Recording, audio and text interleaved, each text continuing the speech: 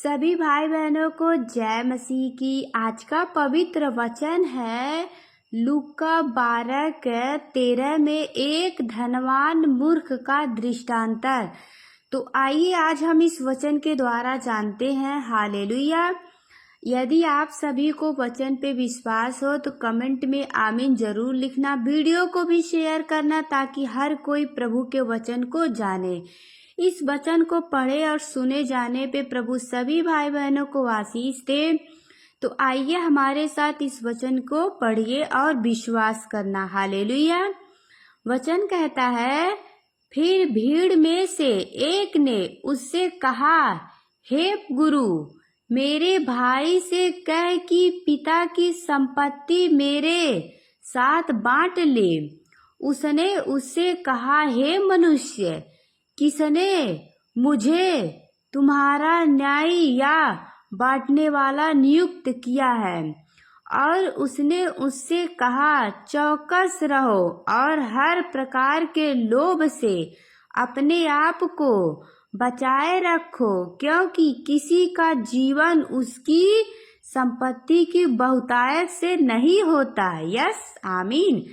तो देखिए वचन में जो परमेश्वर ने आज आपको इस वचन के द्वारा बताया है कि किसी का जीवन उसकी संपत्ति की बहुतायत से नहीं होता है।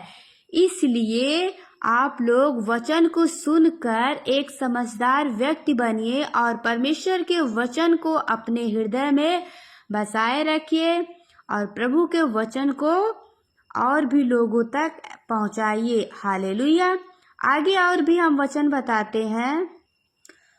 उसने उनसे एक दृष्टांतर कहा, किसी धनवान की भूमि में बड़ी उपज हुई। तब वह अपने मन में विचार करने लगा, मैं क्या करूं, क्योंकि मेरे यहाँ जगह नहीं जहाँ अपनी उपज इत्यादि रखूं।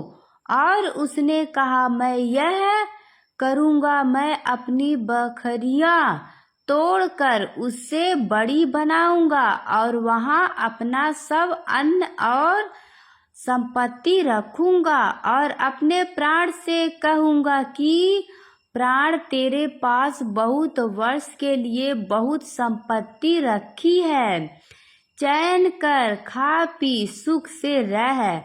परंतु परमेश्वर ने उससे कहा, हे मूर्ख, इसी रात तेरा प्राण तुझसे ले लिया जाएगा।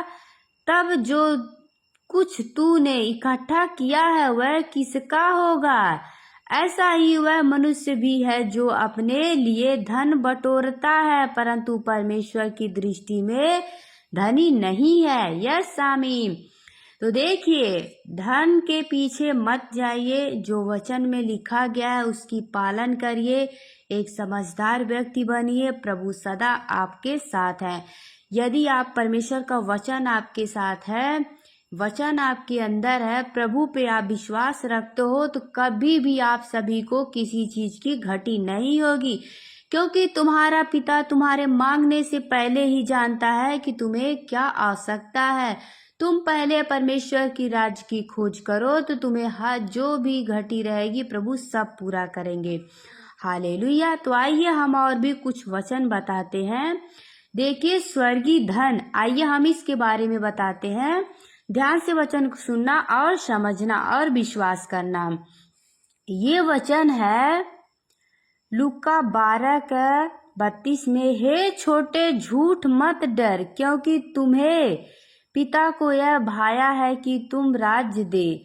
अपनी संपत्ति बेचकर दान कर दो और अपने लिए ऐसा बटुआ बनाओ जो पुराने नहीं होते, अर्थात स्वर्ग पर ऐसा धन इकट्ठा करो जो घटता नहीं और जिसके निकट चोर नहीं आता और कीड़ा नहीं बिखरता, क्योंकि जहाँ तुम्हारा धन है वहाँ तुम्हारा मन भी लगा रहेगा। आमीन। तो इसलिए इस पृथ्वी पे धन इकट्ठा करने के लिए परिश्रम ना करिए। हालेलुया। स्वर्ग पे जहाँ आपका जो चीज आप ले जा सकते हो उसके लिए तैयारी करिए। जहाँ यह वचन कहता है कि जहाँ तुम्हारा धन है वहाँ तुम्हारा मन भी लगा रहेगा। आगे एक और वचन है लूका 12:41 में। तो ध्यान से इस वचन को सुनना और समझना। वचन कहता है, उस वक्त पतरस ने कहा था, तब पतरस ने कहा, हे प्रभु, क्या यह दृष्टांतर तू हम ही से या सबसे कहता है?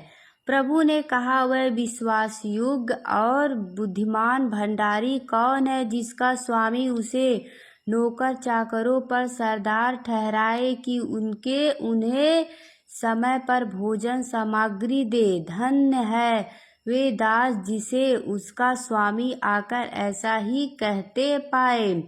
मैं तुमसे सच कहता हूँ, वह उससे अपनी सब संपत्ति पर अधिकारी ठहराएगा। परंतु यदि वह दास सोचने लगे कि मेरा स्वामी आने में देर कर रहा है और दासों और दासियों को मारने पीटने लगे और खाने पीने और पियक्कड़पन होने लगे, तो उस दास का स्वामी ऐसा दिन जब वह उसकी बाढ़ जोहते ना रहे और ऐसी घड़ी जिसे वह जानता ना हो आएगा और उसे भारी दंड देकर उसका भाग्य अविश्वासियों के साथ ठहराएगा। वह दास जो अपने स्वामी की इच्छा जानता था और तैयार ना रहा और ना उसकी इच्छा के अनुसार चला, बहुत मार खाएगा। परंतु जो नहीं जानकर मार खाने के योग्य काम करे, वह थोड़ी मार खाएगा। इसीलिए जिसे बहुत दिया गया है उससे बहुत मांग जाएगा और जिसे बहुत सौंपा गया है उससे बहुत लिया जाएगा। हालेलुया। तो पिता परमेश्वर आप सभी को इस वचन के द्वारा प्रभु आशीष दे और बहुतायत से आशीष दे। सभी भाई बहनों को जय मसीह की। God bless you.